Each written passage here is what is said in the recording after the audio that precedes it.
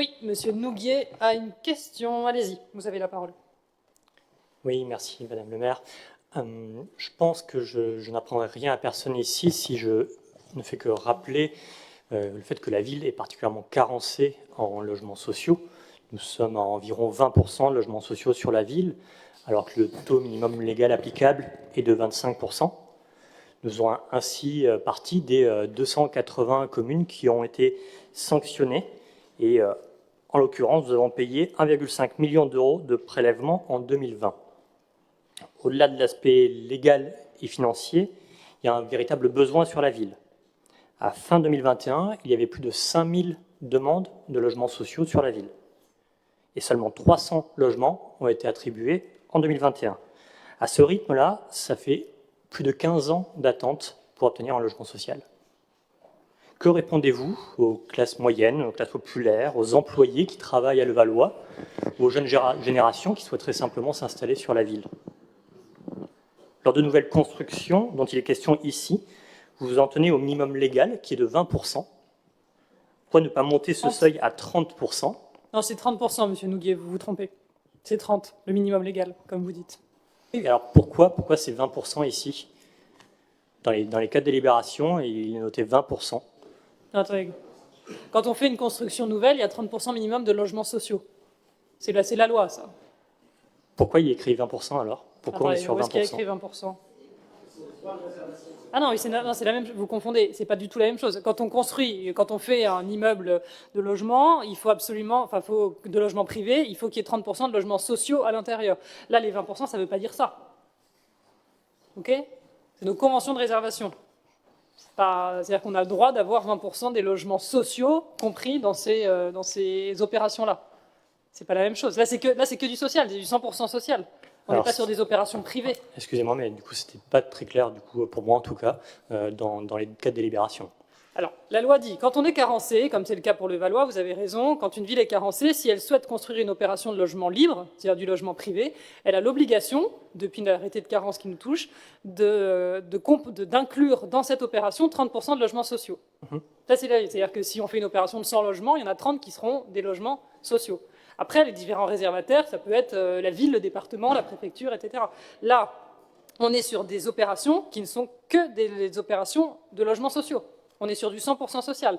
Mais la ville, en finançant, comme elle le fait aujourd'hui, ou en garantissant les emprunts contractés par Levallois Habitat, obtient un droit de réservation. C'est-à-dire que c'est en gros la ville qui va présenter les dossiers en cale pour 20% des logements de ces opérations-là. Vous voyez, c'est-à-dire que Levallois Habitat reste propriétaire ou reste réservataire sur un nombre défini de logements. Peut-être, j'en sais rien, peut-être que le département va aussi financer en partie, j'en sais rien. Et s'il le finance, il pourra être réservataire sur une partie à hauteur de ce qu'il a financé, etc. Ça veut juste dire ça, ce qu'on est en train de voter là. Qu'en est-il des 80% restants? Levallois Habitat, c'est le bailleur qui est réservataire. C'est le bailleur qui positionne et qui attribue les logements. Et l'État avec les DALO, effectivement. Ok ? Très bien, merci. Okay. Après, moi, je vous pose la question, quand vous me dites que répondez-vous... d'un côté, Monsieur Nouguier, vous nous dites, et vous avez raison, qu'il y a 5000 demandes en attente, qu'il y a des familles qu'on n'arrive pas à loger rapidement, c'est vrai, et ça, c'est pas de gaieté de cœur, parce que c'est souvent des situations difficiles. Mais c'est vous aussi, Monsieur Nouguier, qui défendez, et encore une fois, à juste titre, la surdensification de notre ville, qui vous battez contre la surdensification de notre ville. Or, ah non, vous aimez bien la densification ? Ah bon? Il y a beaucoup d'opérations privées sur la ville. Enfin, je vois pas où le. C'est-à-dire que vous nous dites d'un côté, il faut construire du logement social, mais il ne faut pas densifier la ville. Sauf qu'en fait, quand on construit du logement social, on densifie la ville. On est d'accord sur ça, Monsieur Nouguier? Pas forcément, non. Pas forcément. Vous arrivez à construire des nouveaux logements sociaux sans densifier? On peut remplacer. Alors là, je veux bien comment vous faites. Vous êtes magicien. Comment vous faites? À Anatole France, il n'y a que des logements privés. Enfin, on peut très bien remplacer des logements privés par des logements sociaux. Alors, on prend des logements privés, on en fait du social et je mets les gens dehors? Non, lors des renouvellements. J'exproprie? Je crois que c'est à l'ordre du jour, une expropriation un peu plus tard. Ouais, alors c'est une maison pour faire une opération. Mais donc j'exproprie un immeuble entier? Et les bureaux. Ok. Il y a plein de solutions possibles. Vous faites comme si c'était un manque, c'est un peu, ouais, c'est très de qu'il gauche. n'y avait ça, pas quand même. d'autre choix possible. C'est simplement une volonté politique, admettez-le. Ah oui, non, c'est vrai que non, j'avoue, l'expropriation, c'est pas une volonté de la majorité municipale. Ça, c'est vrai. Ça, c'est vrai. C'est vrai. Ok. Bon. Et je me permets de vous rappeler qu'une expropriation, ça coûte les yeux de la tête, pour rester poli. Oui, c'est ce que je dis, c'est une volonté politique. Oui, non, mais oui, c'est vrai. Pas que politique. On connaît quoi qu'il en coûte. Ok, donc là on est sur les garanties communales, on est bien d'accord, des opérations 100% sociales. Et alors encore une fois, c'est vrai qu'on est aujourd'hui on hérite d'une situation où on n'a que 20% de logements sociaux et pas 25 comme le voudrait la loi SRU. Mais je me permets de vous faire remarquer que le Valois fait partie des villes qui font l'effort de construire du logement social parce que certaines villes ont simplement arrêté en disant voilà, nous on paye les pénalités et puis tant pis. C'est-à-dire que je peux vous dire qu'à Levallois, dès qu'on a un petit terrain disponible, on pense au logement social en priorité. Aujourd'hui en tout cas. Et vous regarderez sur les chantiers qu'on a aujourd'hui, alors il y a de la rénovation de bureaux, qui reste du bureau, mais sur les chantiers d'opération de logement, c'est quasiment que du logement social, à part les grosses, 14 rue du Parc ou des choses comme ça, qui étaient parties avant. Mais voilà, on n'a pas renoncé à faire du logement social à Levallois, Monsieur Nouguier. Donc je ne dis pas aux gens qui sont en attente, on ne s'occupera pas de vous. Non, je ne leur dis pas ça. Je leur dis, on fait au mieux, mais c'est pas évident. Alors, donc on va peut-être voter une par une les garanties communales. Alors, la numéro 7 pour la construction de 24 logements au 121 Aristide Briand. Qui est pour? Avis contraire? Abstention? Je vous remercie.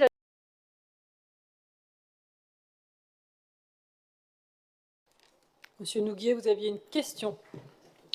Oui, merci Madame le maire. Nous voterons pour cette mise en commun d'un système d'information géographique au sein de POLT. Il me semble que ça va dans le bon sens, cette mise à disposition. Je me posais simplement la question de la mise à disposition au niveau des élus. J'ai cru comprendre que nous pourrions y avoir accès également. Et également, je me posais la question de l'intérêt de partager cela au-delà des élus, aux citoyens ou par exemple aux conseillers de quartier. La ville est inscrite dans une démarche d'open data, même si c'est pour l'instant embryonnaire, mais c'est amené à se développer. Je pense que ça irait dans le bon sens de mettre à disposition ces données cartographiques, non sensibles, évidemment, pour aller dans plus de transparence et d'information des citoyens. Alors, telle que la convention est rédigée entre les villes et l'EPT, le droit d'accès est réservé à des agents qui sont dûment formés et identifiés, avec une obligation d'identifier à nouveau chaque année. Donc voilà comment la convention est rédigée. Après, on peut voir si, pour les données peu sensibles, on peut étudier la façon de les faire circuler, si c'est autorisé. Merci, Monsieur Karkulovski, pour cette réponse. Je vais donc mettre aux voix la numéro 21. Qui est pour? Avis contraire? Abstention? Il n'y en a pas. Je vous remercie.